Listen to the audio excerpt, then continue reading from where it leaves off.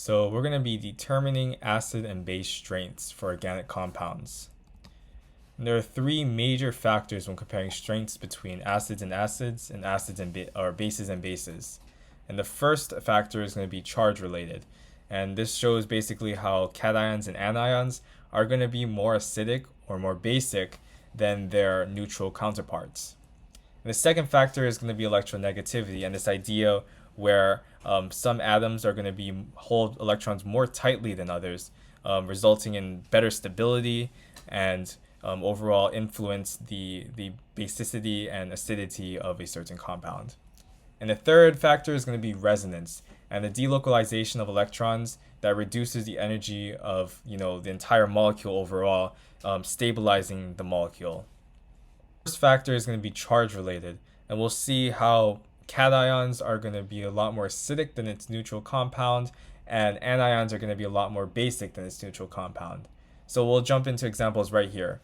So first of all, it says what base is stronger, and we look at these two and think, well, they're both look neutral. There's no charge on any of them. However, NaOH can be dissociated into its cation and anion respectively, so it'll be Na plus and OH minus. So we're really only looking at OH minus. And we can already see between OH minus and H2O, OH minus carries a negative charge, meaning that it is more basic. And the second example here, it says which acid is stronger. And again, relating to charge, we see that a positive charge means that they're going to have that molecule is going to be more acidic than its neutral compound. So ammonium cation is going to be more acidic than ammonia.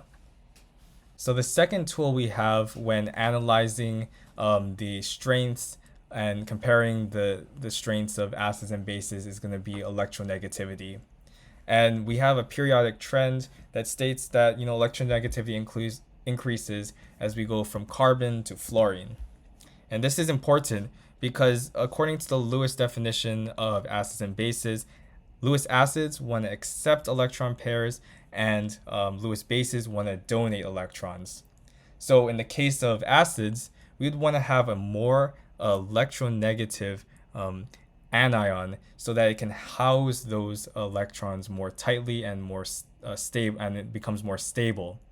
So a stronger acid correlates directly to a more electronegative atom. However, in terms of base strength, we want to have a stronger base. We would need a less electronegative atom because those less electronegative atoms are willing to donate, right? Are ready to donate those electrons to whatever atom, to bond or whatever. So I hope I will make this clear when I go through these examples. So the first one says which base is stronger. So we have, first of all, an amine, a deprotonated amine, and a deprotonated acid. And first of all, we can't use our thing of charge, first factor of charge, because both of them are negative, right? Negatively charged. However, we can look at the atom at which the negative charge is housed in. So we have N on our deprotonated amine and O on our deprotonated acid. And which base is stronger? It's going to be the base that's going to be less electronegative because they're more willing to give up electrons, right? And that's, in that terms, it's going to be the N deprotonated amine, right? And okay, now let's go look at the acid and which ones are stronger. I'm going to kind of rank these here.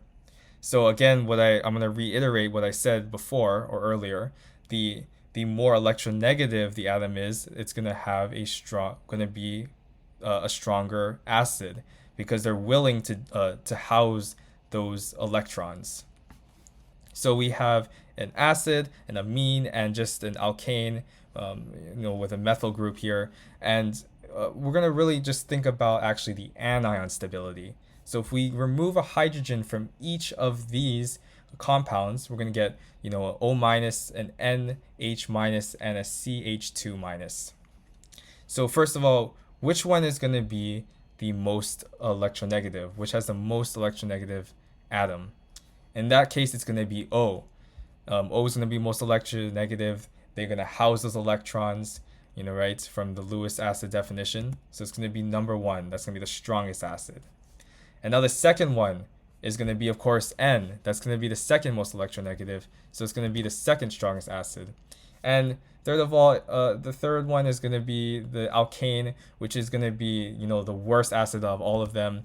It's the least electronegative, and they're going to, not want to house those electrons compared to those O and N.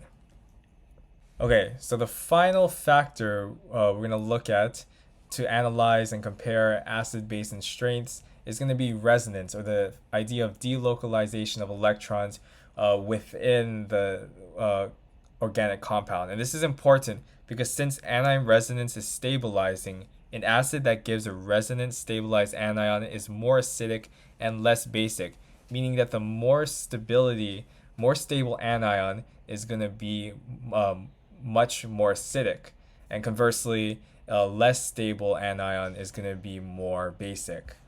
So we'll take a look at these two examples. So it says which base is stronger. So we have O minus here and O minus there. So we can't use charge or electronegativity because they both house the negative charge and they both are the same atom, O and O. However, one of them has resonance, and it's going to be the second one here, because you can actually delocalize these electrons between these two oxygens, right? Compared to this one, which we can't. So in this case, which is going to be a stronger base, is not going to be this one because this one's more stable, meaning that it would actually be a stronger acid. And so this one actually, this deprotonated acid is going to be the stronger base.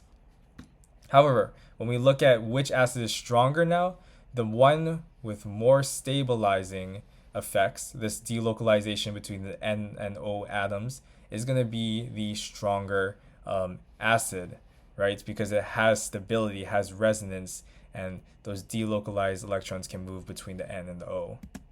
Now here's just a quick summary again of the 3 things to think about when determining and ranking acids and bases. And we went over charge. So basically what we're saying is that positive charges are stronger acids than neutrals, and negative charge are stronger bases.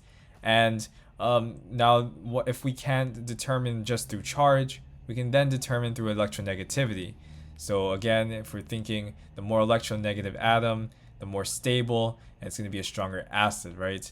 And a less electronegative is going to be less stable, and it's going to be a stronger base. And finally, we look at, if these two fail, we're going to look at resonance. And basically, if a molecule has resonance and if an anion has resonance, we're going to see that it's going to be more stable than one that doesn't. And the more stable leads to stronger acids and a weaker base. So hope that helps.